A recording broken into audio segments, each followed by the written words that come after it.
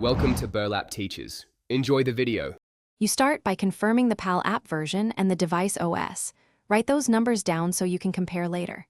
Next, back up the crash logs and preferences to a separate folder or cloud storage. This protects data while you change settings. Then, force quit PAL and any related background services, clear the app cache, and relaunch.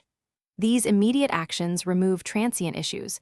Once done, you'll know whether the problem persists and what to inspect next. You need to dig into the logs. Look for repeating stack traces, error codes, or failing modules, and note timestamps to correlate with actions.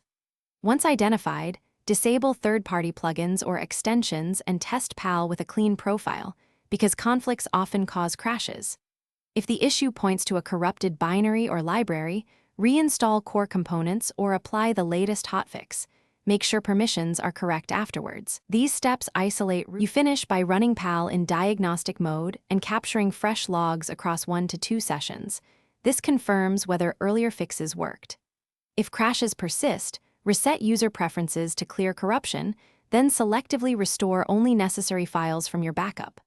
Finally, if the app still crashes, escalate. Compile the latest logs, record exact environment details, and prepare clear reproduction steps. Submit those to support or a bug tracker. This helps engineers reproduce and patch the defect faster, saving you.